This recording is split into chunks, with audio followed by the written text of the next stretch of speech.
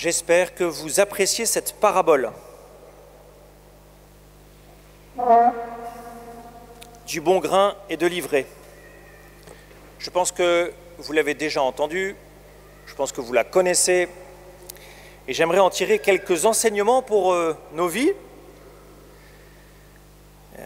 Elle est un remède, cette parabole, elle est un remède. Nous vivons dans un monde qui a été blessé par le péché. Et ce monde, pour une part, il est un peu angoissant. Eh bien, cette parabole, ce texte de l'Évangile, c'est un remède contre la peur, contre le découragement, contre le cynisme et contre l'attentisme. Je vais y revenir. Mais ce texte, il vous apprend, premièrement, que le monde est blessé, je l'ai dit, et que ce qui est à l'origine du mal dans le monde, ce n'est pas Dieu. Dieu a créé un monde qui est bon. Et dans ce monde qui est bon, il a semé une semence qui est bonne. La semence qui est bonne, c'est nos cœurs. C'est notre liberté. C'est notre intelligence. Bref, toute la création que Dieu a faite, et en particulier l'être humain, est bonne. Et il est bon de se le rappeler. Il est bon de se rappeler que je suis bon,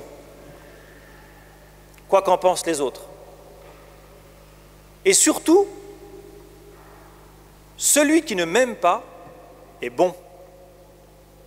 Celui qui m'a fait du mal est bon. Que je le veuille ou non, il y a une semence en lui qui a été déposée par Dieu et qui est appelée à grandir, et qui est ce bon grain, cette bonne semence. Le deuxième enseignement, c'est qu'effectivement, il y a une autre semence. Si cette autre semence, elle est dans le cœur de celui qui nous a fait du mal ou qui nous fait du mal, elle est aussi dans nos cœurs. Je ne suis pas, comme la Vierge Marie, je ne suis pas personne née Immaculée Conception, c'est-à-dire que nous avons tous cette ivraie qui pousse dans nos cœurs et qui pousse avec le bon grain. Et c'est très encourageant, frères et sœurs, en tout cas pour nous, parce que ce n'est pas parce que nous commettons le mal, ce n'est pas parce que nous avons fait du mal une fois, ce n'est pas parce que nous avons fait du mal 2 fois, 3 fois, 4 fois, 5 fois, 10 fois, et parfois des choses graves, que Dieu ne nous accompagne pas. Nous avons beau non pas être mauvais, mais nous avons beau avoir cette racine qui pousse en nous et qui nous pousse parfois à commettre le mal. Et comme dit saint Paul, « Je commets le mal que je ne voudrais pas faire ». Même saint Paul le dit. Cela n'excuse pas le mal que nous faisons.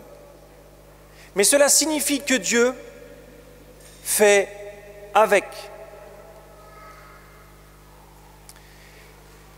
Et j'ai envie de dire le pire, c'est que non seulement Dieu a créé un monde imparfait et qu'il fait avec, imparfait au sens qui pouvait recevoir cette mauvaise semence. Mais ce n'est pas lui qui a semé cette mauvaise semence. Par contre, et c'est le plus étonnant, il la laisse grandir avec le bon grain. Pourquoi? Parce que pour Dieu, le plus important, c'est le bon grain. L'ivraie, le mal qui est dans nos cœurs, le mal qui est dans le monde, ne vous inquiétez pas, il s'en occupera à la fin. Nous serons tous jugés. Moi-même et celui qui m'a fait du mal. Et il ne faut pas trop vouer celui qui m'a fait du mal à l'enfer, parce que moi-même, je serai jugé.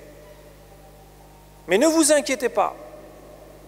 S'il n'y a pas de justice sur terre, si certains pensent qu'il n'y a pas de justice sur terre, il y en aura une au jour du jugement. Parce que Dieu est vrai. Dieu est vrai. Et il fera le tri. Il l'a dit. Et c'est capital de comprendre ça, c'est capital pour nous de comprendre que nous pouvons construire ce monde malgré le mal que nous avons dans nos cœurs.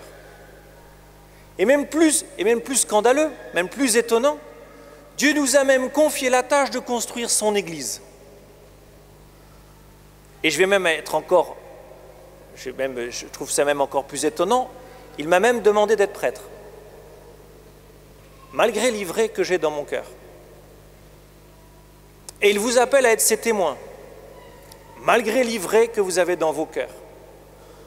Vous ne pouvez pas dire « j'ai fait ceci, j'ai fait cela, je ne suis plus digne ». C'est une contradiction avec l'évangile que nous avons entendu. Dieu s'occupera du mal, ne vous inquiétez pas. Vous, développez le bien qui est en vous. Assurez-vous que vos vertus grandissent. Assurez-vous assurez-vous de faire le bien. C'est ce que Dieu vous demande. Ne vous occupez pas de l'ivraie.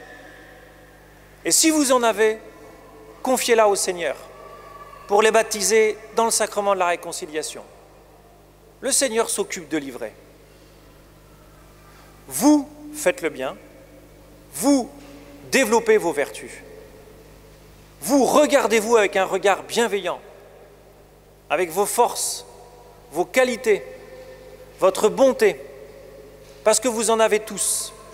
Et aucun ici ne peut se dire « je suis indigne ».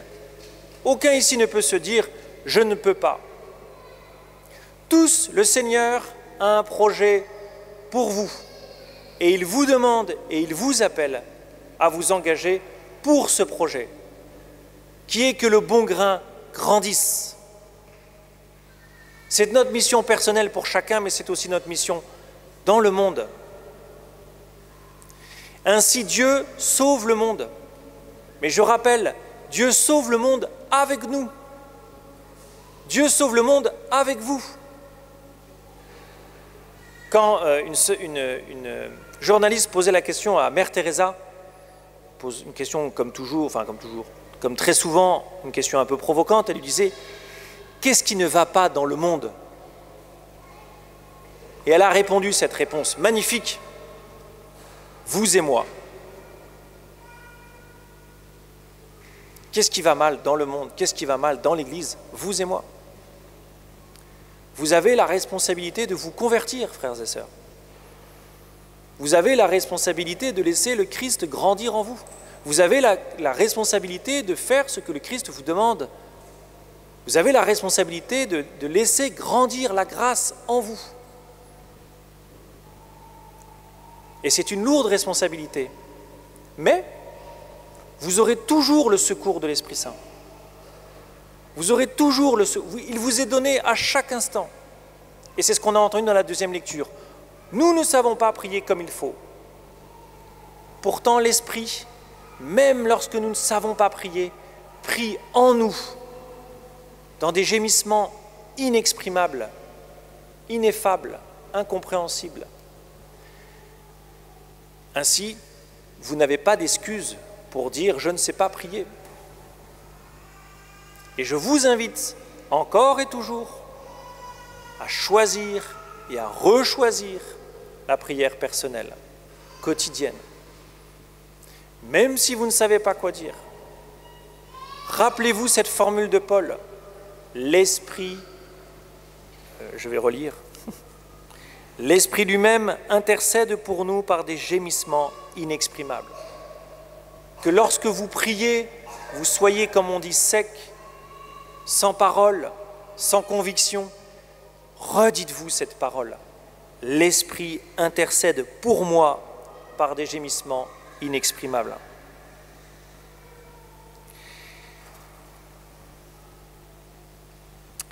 Et je vous invite à développer 3 vertus. Le courage, qui lutte contre la peur. La persévérance, qui lutte contre le découragement. Et l'humilité, qui lutte contre la toute-puissance. Oui, vous avez le droit d'avoir peur, non pas du jugement de Dieu, même si parfois ça peut donner un petit coup de fouet. Mais vous avez le droit d'avoir peur devant, on va dire, ce qui se déchaîne dans le monde. Mais vous avez le devoir du courage avec l'Esprit Saint. Vous avez le devoir de vous tenir droit, debout, même seul face contre tous.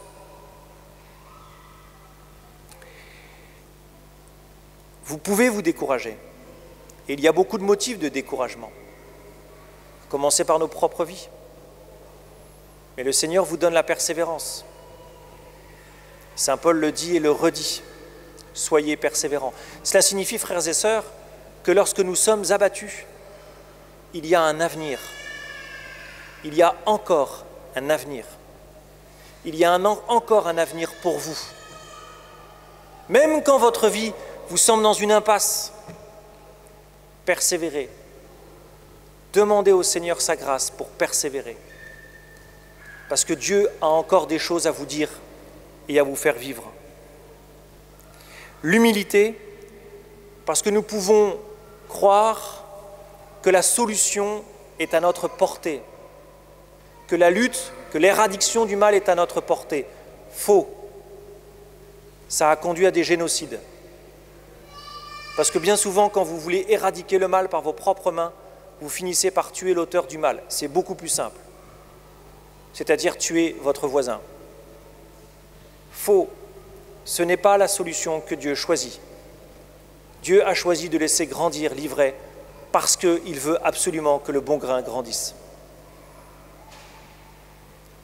Frères et sœurs, soyons des saints. Soyons des saints. Demandons au Seigneur sa grâce, qu'il fasse de nous des saints. Et ce n'est pas réservé à certains. Vous avez reçu cette grâce et cet appel au jour de votre baptême. Et nous pourrons prier pour Bertrand et Elodie pour qu'ils soient des saints, pour que ce sacrement du mariage qu'ils vont se donner fasse d'eux des saints, un saint couple. Un saint, ce ne sera pas facile, ils le savent bien. Mais la sainteté, notre propre sainteté, n'est pas une question simplement personnelle. C'est une question collective. Je ne suis pas saint pour moi, je ne suis pas saint pour être bien devant Dieu et devant les autres. Je suis saint parce que Dieu a besoin de moi. Parce que Dieu a besoin de moi et de nous, tous ensemble. Nous ne sommes pas seuls. D'où l'enjeu, par exemple, d'où le symbole de célébrer un mariage ou un baptême devant tout le monde. C'est que nous ne sommes pas seuls, vous n'êtes pas seuls. Vous avez des frères et des sœurs pour vous aider dans cette tâche. Voilà, frères et sœurs, demandons au Seigneur son esprit. Seigneur Esprit Saint, tu connais nos vies, tu sais toute l'ivraie qu'il y a dans nos vies, dans notre champ. Mais tu vois aussi tout le bon grain que nous pouvons porter et que nous avons déjà porté. Seigneur, apprends-nous à changer notre regard sur nous-mêmes, à nous regarder avec ta bonté et ta bienveillance. Donne-nous le courage de continuer, donne-nous la persévérance dans le combat pour le bien et donne-nous l'humilité pour que nous sachions t'écouter et écouter Jésus. Amen.